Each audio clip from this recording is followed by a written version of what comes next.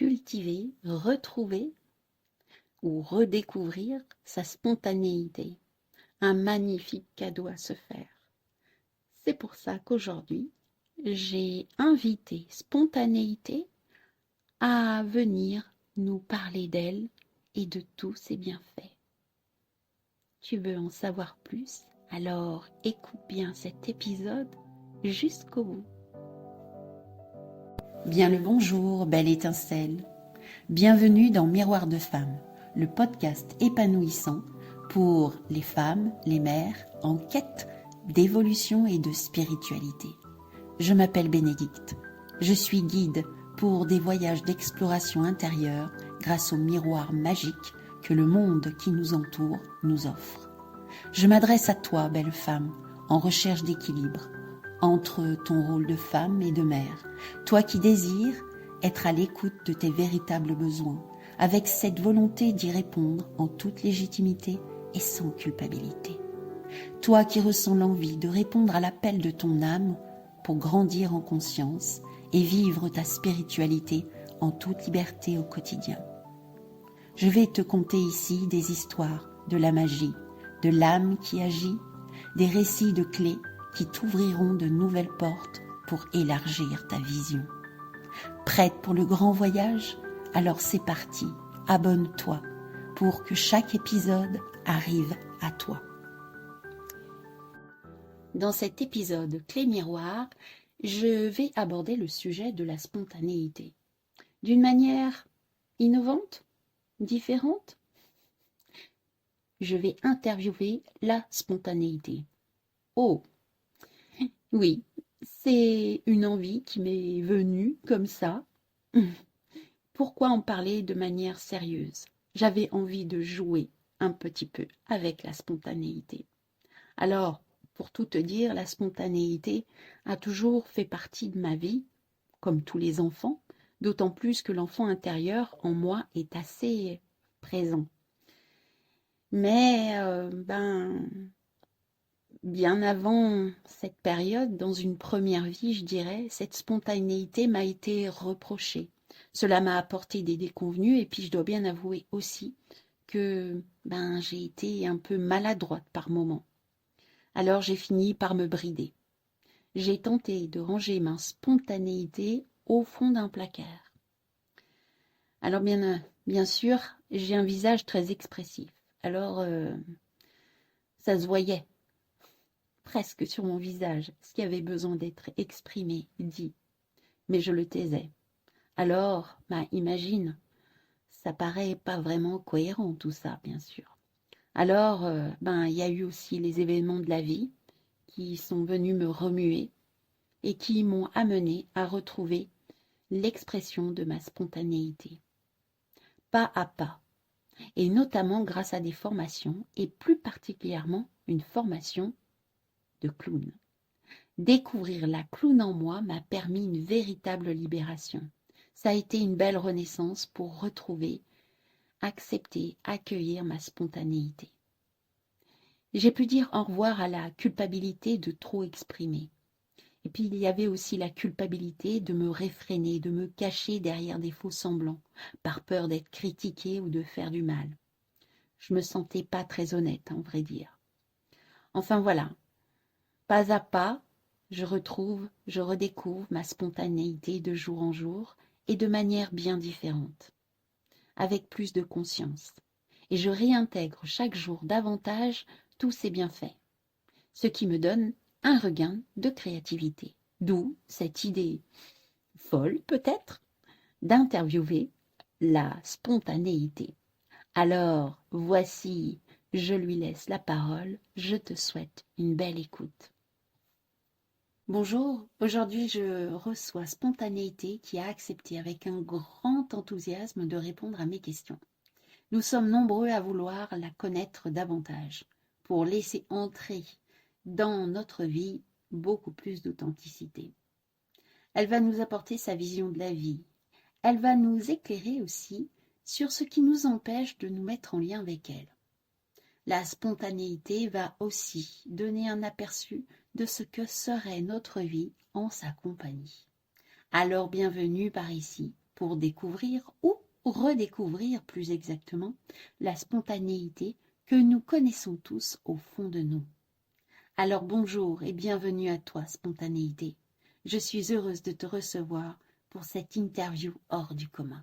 Bonjour et grand merci pour ton accueil. Pour tout te dire, ça fait très longtemps que j'attends ce moment. J'en rêve depuis bien des années, à vrai dire.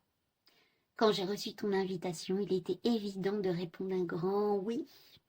Nous nous sommes rencontrés à bien des reprises, mais je ne t'ai pas toujours senti très à l'aise avec moi, à vrai dire. Je t'ai vu faire bien des demi-tours. Tout ça à cause des chaînes qui te tenaient attachées, à des croyances qui t'empêchaient de t'exprimer de manière véritable. Alors merci à toi pour ces fabuleuses avancées que tu t'es autorisées. Oh, merci à toi, chère spontanéité, de me montrer mon évolution. Oui, je sais maintenant qu'avec toi, l'expression est libre. Je sais que tu as confiance en moi, que je suis capable maintenant d'accueillir, et c'est pour ça que tu exprimes. En effet, j'évolue de plus en plus, jour après jour, vers toi, et je sais maintenant que j'ai le droit de dire mes impressions, mes sensations, mes émotions, d'exprimer ma vision des choses, et même si en face de moi, les personnes sont d'un avis contraire ou différent. Et plus je me rapproche de toi, spontanéité, plus j'accepte la différence, la diversité. Je grandis aussi en compassion. Je cherche de moins en moins à avoir raison, à vrai dire, même si ça arrive encore. Et puis j'ose exprimer mon point de vue en sachant qu'il est unique et juste, du fait de mon expérience de vie qui est unique, sans pour autant avoir besoin maintenant de convaincre absolument l'autre à mon point de vue. Je suis heureuse d'aller dans cette voie, dans cette direction. Merci à toi d'entrer dans ma vie de plus en plus. Waouh, que j'aime t'entendre parler ainsi. Accepter son unicité. Ça aide à accepter les autres dans leurs différences. Et cela permet aussi de voir les complémentarités. C'est tellement enrichissant. Et cela permet de grandir dans cette notion d'égalité et de mutualité. C'est dans ces conditions que j'ai la possibilité de réveiller la spontanéité que chacun a au fond de lui, en réalité. Pourtant, je dois bien reconnaître que parfois j'ai des difficultés à intervenir.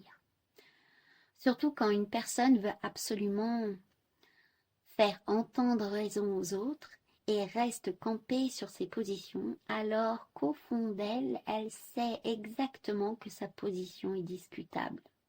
Mais bien souvent, c'est la peur de passer pour moins, la peur de ne pas se sentir assez, qui la bloque dans sa communication et m'empêche d'intervenir tout naturellement. Mais c'est ainsi. Chaque personne fait de son mieux. Et puis, parfois, les choses s'ouvrent et se déclenchent quand il y a des prises de conscience. D'où vient le fait que nous soyons plus ou moins éveillés à toi, chère spontanéité? Peux-tu nous éclairer à ce sujet? Je dirais qu'en premier lieu, il y a l'éducation qui est reçue dès la petite enfance, qui endort la spontanéité dès le plus jeune âge. Et puis, en dehors des règles familiales transmises, de génération en génération, entre aussi en jeu le milieu scolaire, les codes de l'amitié parfois, les injonctions de la société, ah, celle-ci. Et puis, je ne te parle même pas du milieu professionnel. Tu vois qu'il y en a des règles, des codes à respecter qui endorment la spontanéité. Et puis, bien entendu, il y a les propres besoins de chaque personne. Le besoin d'appartenance, le besoin de reconnaissance, de valorisation, de validation, et puis, que sais-je encore. Tout ça dépend, bien entendu, du degré d'autonomie de l'individu. Bon, bien sûr, ça peut changer, ça peut bouger, tout dépend de ce que la personne veut au fond d'elle-même. Car je suis là tout au fond, peut-être endormie, mais toujours présente. Alors, si je comprends bien, tout le monde peut, s'il le désire, revenir à toi, spontanéité. Qu'est-ce qui fait que certaines personnes vont avoir envie de te réveiller en elles-mêmes? Ça m'intrigue. Et la réponse est dans ta question. Dans elle-même, entend bien elle-même. La condition est avant tout de m'aimer. Aimer la spontanéité en soi. C'est avant tout un choix, une décision, qui demande, je dois bien le dire, du courage. Il y a aussi une aspiration pour retrouver sa liberté d'être. Cette liberté qui rend véritablement vivant, vivante et qui donne un sens profond à sa vie. Il y a une évidence, c'est évidence. C'est la vie qui danse à travers soi grâce à sa spontanéité. Oh, que c'est beau cette vision! Quels sont les bienfaits de t'avoir comme compagne, chère spontanéité? Alors, cultiver une belle relation avec moi, ça apporte de multiples avantages. En voici quelques exemples. En premier, une personne spontanée, elle se sent bien dans sa peau, ce qui favorise son bien-être. Et le bien-être a un effet sur l'état de santé. C'est reconnu.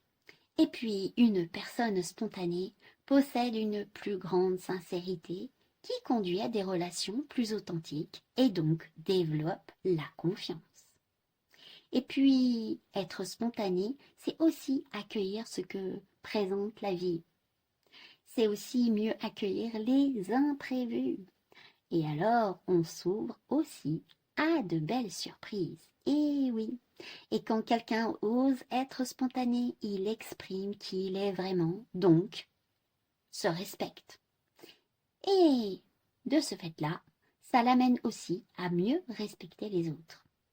Donc, il y a une sorte de respect mutuel. Alors voilà quelques exemples, mais il y en a encore bien d'autres, bien entendu. Waouh! Ben dis donc, ça donne envie, hein? Et tu pourrais nous en dire un petit peu plus sur les conditions pour avoir une belle relation avec sa propre spontanéité, s'il te plaît? Oui, bien sûr.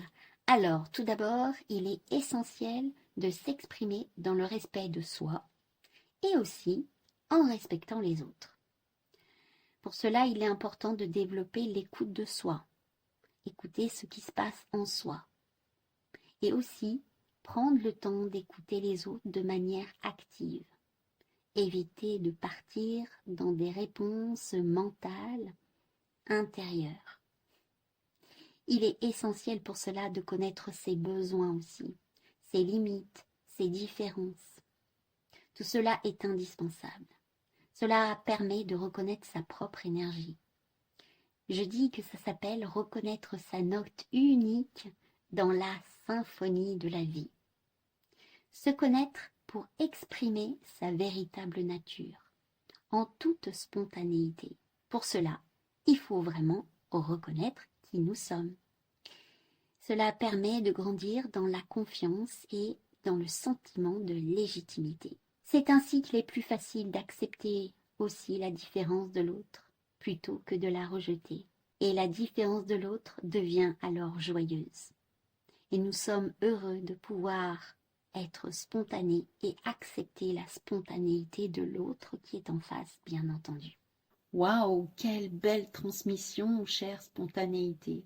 Je suis si heureuse de m'être connectée avec toi, d'avoir pris ce temps d'échange qui me permet de mieux comprendre tous les bénéfices de créer une belle relation avec toi, spontanéité.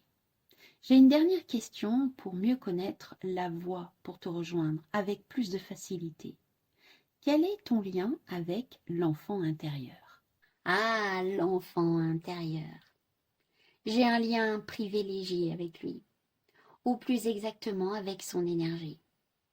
Réveiller l'énergie de l'enfant intérieur en soi, c'est un accès direct avec sa propre spontanéité. Observez un petit enfant et vous comprendrez tout. Les enfants sont des maîtres d'enseignement pour trouver cette connexion à cette magnifique et merveilleuse énergie de la spontanéité qui fait des miracles. Alors, demandez à vous reconnecter à cet enfant primordial et sacré qui est présent en chacun de nous, en chacun. Il y a aussi de formidables outils, bien entendu, pour retrouver le chemin qui amène sur cette voie d'exploration, qui est joyeuse et magique. Je dirais que l'une des voies de la magie est l'âme qui agit. Écoutez cette petite voix au fond de soi. On peut l'appeler aussi peut-être l'intuition, n'est-ce pas? Je donne une piste, un indice. Waouh, quel beau message! Grand merci pour toutes ces informations, pour les précieux conseils que tu nous as partagés. Ça donne envie davantage d'apprendre à se connaître, pour se connecter de plus en plus avec toi, pour faire rentrer la joie dans notre vie au quotidien. Merci à toi d'être venu ici et maintenant. Et je sais qu'à chaque instant, je peux maintenant te retrouver dès que je le décide. Merci. Waouh, je dirais waouh. Merci Bénédicte pour cette créativité, pour cette originalité. Je dois bien dire que toi et moi, nous sommes en belle connexion depuis un certain temps. Elle grandit de plus en plus. Alors, si parmi vous, ceux qui ont écouté cette interview hors du commun, je vous invite à aller causer, discuter, échanger avec cette spontanéité qui est là, tout au fond de vous, peut-être dans le creux de votre ventre, prêt à émerger, à se montrer pour créer une vie de joie et de créativité. À bientôt, je l'espère. Alors, qu'as-tu pensé de cette rencontre? Où en es-tu, toi, de ta relation avec la spontanéité? Est-elle bien réveillée? Oses-tu t'exprimer avec facilité? Ou alors c'est encore une relation complexe, difficile d'oser? Si c'est le cas, je t'invite à venir dans une immersion pour la joie. Je serai une guide pour aller à la rencontre de ton enfant intérieur, reprendre une belle connexion à ta spontanéité. Et pas que. Jouer au cœur de soi. Apprendre à se découvrir de manière ludique, joyeuse, légère et créative. C'est la possibilité de t'offrir un moment d'évolution pour une vie où tu te sens plus libre d'exprimer, pour améliorer tes relations aussi avec les personnes autour de toi. Alors si tu veux en savoir plus, je t'invite à m'envoyer un mail et je t'enverrai toutes les informations. Tu peux aussi retrouver ces informations via le lien de mon profil Facebook.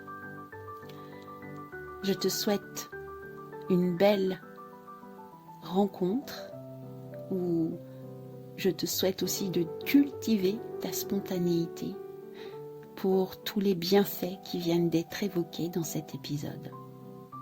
Si cet épisode t'a plu, je t'invite à partager autour de toi.